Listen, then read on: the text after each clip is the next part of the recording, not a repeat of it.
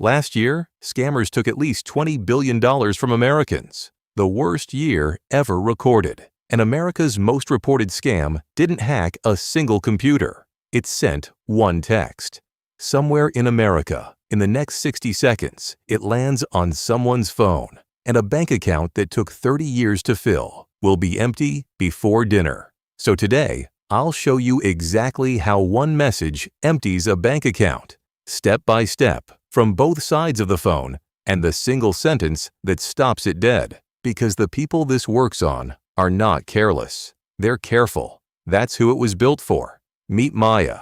She's our stand-in for the millions of Americans this happens to every year. Maya is smart with money. She budgets. She has never missed a payment in her life. Tuesday morning, 7:42, her phone buzzes. It's her bank, or it looks like her bank. Did you attempt a charge of $950 at an electronics store? Reply yes or no. Maya's stomach drops. She didn't buy anything. Somewhere out there, someone is spending her money. That's what this text wants her to believe. And notice the trap in the question. It doesn't ask for her password. It doesn't ask for a dime. It asks for something that feels completely safe. A single word. So Maya does the responsible thing, the careful thing. She replies, no. And that honest little word is the worst financial decision she will ever make. Because 30 seconds later, her phone rings. And here's the part that catches almost everyone.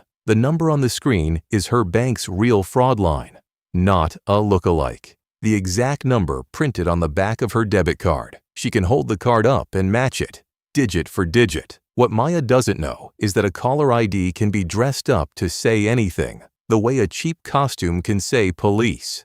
The man on the line is calm, professional, almost bored, the way you'd expect a man who does this all day to sound. Ma'am, this is the fraud department. We flagged that charge. Before we continue, I need to verify you. He already knows her full name, her city, the last 4 digits of her card. So ask yourself the question Maya asked. How could anyone but the bank possibly know all that? Here's how. None of that information came from her bank. It came from data breaches, the ones you get those apology emails about and never think of again. Name, phone, bank, card digits, leaked years ago, sold in bulk for less than a cup of coffee. To Maya, it sounds like proof. It's a costume made of her own stolen paperwork. And now the script gets to work on her fear. There are fake charges being pushed through right now, he says. 900 at an electronics store, 2,000 on a wire. Are you near your account? Can you see it? Maya is sweating. Her paycheck, her emergency fund, her kids' camp money. All of it suddenly feels like it's standing in a burning building. And then the man says the sentence this entire crime is built around. 10 words. We need to move your money to a safe account. Not give me your money. Protect your money. He's not robbing her. He's rescuing her. That's the genius, and that's the poison. And it is about to cost her everything she has. What happens next takes 11 minutes. He doesn't ask for her password. A real fraud department never would, and neither does he. He does something smarter. He keeps her on the line and walks her through her own banking app, her hands, her thumbprint, her screen. He dictates a case number to type into the transfer note so it feels official. It's decoration. The safe account gets a boring, believable name. First transfer, $9,200. Confirmed, ma'am. That portion is secured. Second transfer, the rest. He thanks her for her patience. He tells her the bank will call back within 24 hours to restore everything. He wishes her a good morning.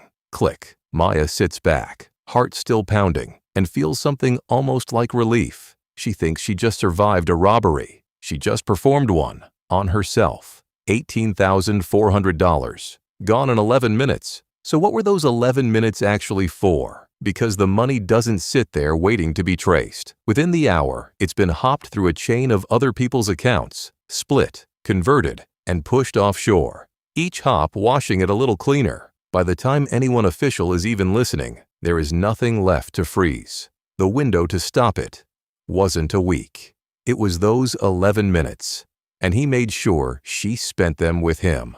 The next morning, the real bank calls. About something small. and the floor opens under her. Surely the bank just puts the money back, right? Because now comes the twist that makes this the perfect crime, and it has nothing to do with technology. Listen carefully, because this is the rule nobody tells you until it's too late. If a stranger steals your card and drains your account, that's fraud. Someone else moved your money, and the bank is on the hook to make you whole. But if a stranger talks you into moving the money, your thumb, your screen, your tap, that's a scam you authorized. And an authorized transfer is, in most cases, simply gone. Same stolen money, same criminal.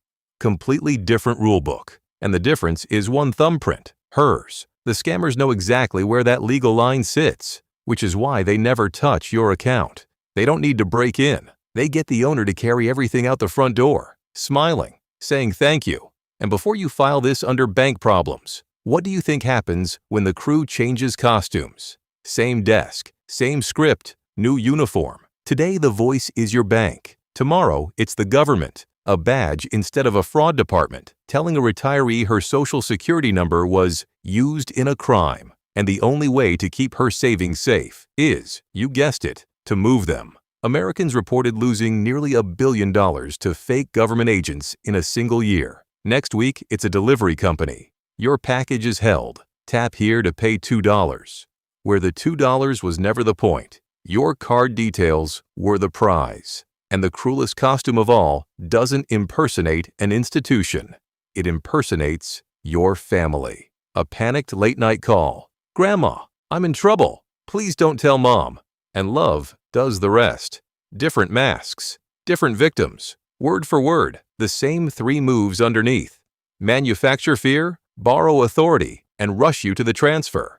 Learn to see the skeleton, and every costume falls off at once. So how big is this really? Grab the receipts. $20.9 billion lost to internet crime in a single year. The first time in history, the number cleared $20 billion. Impersonation scams, someone pretending to be your bank or the government, have been America's most reported scam for 5 straight years. $3.5 billion reported to one agency alone, nearly triple what it was 5 years ago. And of every company these crews dress up as, the most expensive costume is your bank. Break the reported losses down, and it comes to roughly $40,000 stolen every minute. While you watch this video, that's nearly $500,000. And the front door keeps moving. Phishing, the fake text, the fake link, is now the single most reported crime on the internet. Over 190,000 complaints in a single year, more than any other crime type. The newest hunting ground is your social feed. Losses from impersonators working through social media hit $2.1 billion, 8 times what they took just 5 years ago. The ad for a store that doesn't exist, the investment guru in your DMs, the friend whose account was quietly stolen last month. Same skeleton, new door. But do you want the number that should actually keep you up at night? Almost nobody reports this. Regulators estimate that only around 2 to 7% of victims ever file a report. The rest stay silent, mostly out of shame. Adjust for the silence, and the honest estimate of what scammers actually take from Americans runs past $150 billion a year. That's not a crime statistic anymore. That's an industry. And I mean that word literally, industry. So who actually called Maya? Not a lone hacker in a basement. The voice on the phone was an employee. He works shifts. He has a script, tested and polished on thousands of people before her. A manager listens in. A board on the wall tracks the day's take, like sales numbers. These are call centers, organized operations, many of them overseas, some staffed by trafficked workers who are victims themselves, running fraud like a business. Because it is a business, Maya's folder was one in a stack of 10,000 identical folders. Her morning wasn't a stroke of bad luck. It was a Tuesday shift hitting quota. She was never singled out. She was inventory. And that's exactly why what I tell you next works. Because a business built on a script breaks the moment you refuse to read your lines. So how do you actually beat a machine like this? With 4 rules, the entire defense. They beat the bank text, the fake government call, every flavor of this scam. Because they attack the script itself. Rule 1. and it's almost the only one you need. Your bank will never ask you to move your money. Not to a safe account, not to protect it. Never. That request is not a warning sign of the scam. It is the scam. The moment you hear it, stop listening. Rule 2. Kill the call. Dial the card. Hang up. Yes, even if the number matches, because the screen can lie. And call the number printed on the back of your own card. 30 seconds, and the costume falls off. Rule 3. Your one-time code is the key to the vault. The bank sends it to you. Anyone who asks you to read it back is a thief. No exceptions. And Rule 4, the one that diffuses all the others. Urgency is the tell. A real bank freezes a suspicious charge first and lets you fix things slowly. Only a scammer needs you scared, rushed, and on the line. So when the pressure spikes, do the one thing the script can't survive. Slow down. So let's replay the morning. Your morning now. The text lands. $950. Reply yes or no. Your stomach drops. Right on cue. That part is automatic, and they count on it. But you don't reply. You don't answer the callback. You dial the number on the back of your card, and a real human tells you what was true the whole time. There was no charge. Nothing was ever wrong. Right up until the moment they made you afraid. That's the whole machine, and now you can see it. They can fake the number, fake the name, fake the fear. The only thing they cannot fake is your thumb on the screen. More than $20 billion a year. And most of it walks out the front door by invitation. Yours is invited next. All you have to say is no. Not the no they asked for, the one they didn't.